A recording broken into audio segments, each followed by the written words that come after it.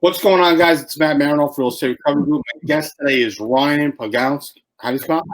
Paliukaitis, close, Matt. Paliukaitis. Sounds like laryngitis. Paliukaitis. There you go.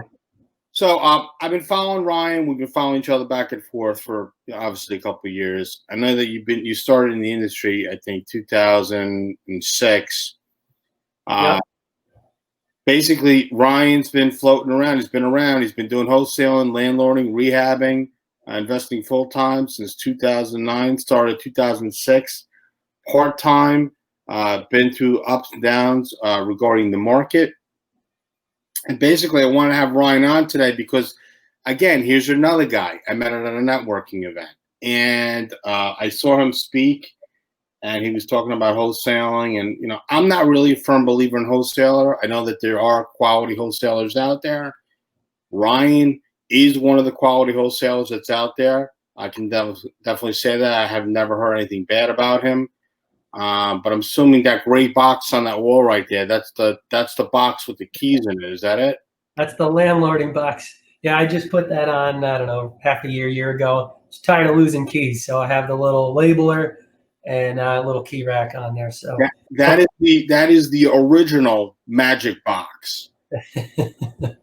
Ryan, I appreciate you coming on today. I know you're busy. No, thanks for having me. Is it too early for a tall boy? What's that? Is it too early for a tall boy? Come on, bro. Of course not. You want to talk? Right, hold on. Yeah, I got something. You got a tall boy? Hold on. Here you go. Yeah, no, that's serious. I like the coconut water, but I think vodka or rum probably goes better. That's a big buddy. It's a big boy for you. It's a big boy. Ryan, I want to have you on because I wanted you to talk about your journey. So I like for you, if you can, just to give us an idea, an overview, or however deep you want to go into it. What was your journey into real estate? Why did you get into it? Where did you come from? Sure. So my background is actually computers. I graduated from NJIT with a computer science degree. I worked for Net2Phone, which is a subsidiary of IDT, basically making phone calls over the internet. Net2Phone was the pioneer for the originators for that. So I worked in a variety of departments, immediately after graduating. And one day, I guess one of the coworkers mentioned to me about the famous Rich Dad, Poor Dad. So he gives me the audiobook and I'm listening to it, between busy work and doing monkey testing, as we called it. And when I first heard it, I guess like most people, it's something they're hearing for the first time. It contradicts a lot of what we've been taught, et cetera. So at any rate, as I started educating myself and researching, I started to implement what I was being taught. So about 7 months after, reading up, posting on forums, et cetera, I started door knocking in my local neighborhood. I ended up getting a house at a pretty good deal that I was planning on turning over. And then given the scenario, I was living at home at the time, paying my parents a little bit of rent. The idea was, hey, listen, you could live in a nice area, get a couple roommates. You'll basically be paying what you're paying to live here, but you'll have your own house. So at 26, that was a nice thing. I had the mind if I was going to flip it, then I said, okay, we'll kind of go in this other area. So I was still working at my full-time job. I was, rehabbing it a little bit. To be honest with you, when I tell you I knew nothing, when I was getting the tour of the house, she showed me the furnace, the boy. I didn't know what I was looking at. That's how little. So for anyone who's watching this that's starting off, that's as bare as you can get. So at any rate, learning, we hired some people. My father was kind of taking the bull by the horns, and ended up moving in there. Had some roommates during that time period for about three-ish years. I was still doing the full-time job, and life happened. I really didn't dive too much more into the real estate, but then that itch, that entrepreneurship blood, as I call it, constant nagging, and as much as I enjoyed what I was doing, it just wasn't my calling, and I knew that real estate was the path.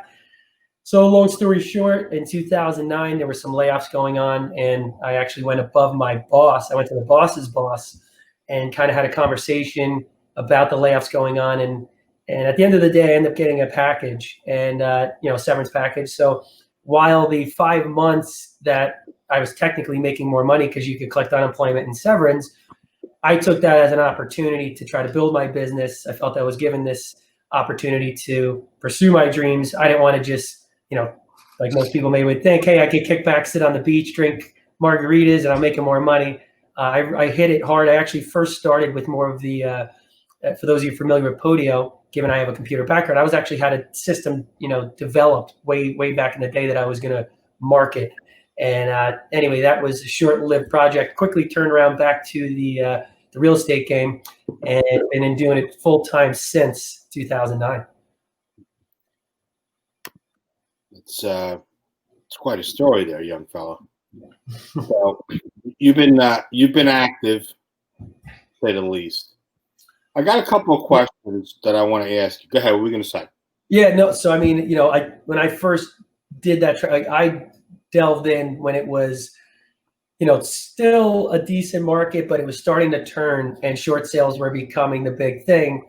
And it seemed that every time that I was learning the new way or learning the short sales, there was some kind of regulation or something that was changed. There was a restriction on how long you can hold it, or how little you could hold the property before you resell it, because the banks felt they were getting gypped if you did a quick turnaround. So I was playing like catch up, for a while. So for the first year, I was in short sales, but I didn't land anything, no income, no nothing, minus the severance for a full year until I landed my first deal. And so besides the house that I, bought in 2006, to me, that was like the proof, like, okay, it wasn't just a one-off scenario. It's not just a pie in the sky. Like, I know that I just have to find the right way to make this happen. But I know it's doable, and I know that I'm not going to quit. So my biggest challenge at that time was trying to find the right education, to, like, I was willing to work for free to just kind of learn the trade. So, I wish I would have known that. I would have had you come work with me. Yeah. Well, GS RIA was the first RIA that I was a member of. So there was actually a gentleman, when I did do a post, that we had a nice relationship, where he saw that I was a go-getter. I'm sitting there printing out sheets and knocking on doors of pre-foreclosures every single day throughout Morris County. And, right. He saw that, and he says, look, I'll bring you on board. We'll go through the documents together. So that was a good intro, because I had somebody that was actively doing it. And as you know, short sales are convoluted. They're very complicated. So I had that, which was definitely a big plus. And then to go ahead and add some additional, Nathan Jurwitz, the short sale riches kid, his course today was one of the best real estate courses, just because this is exactly step by step what you do. Mm-hmm.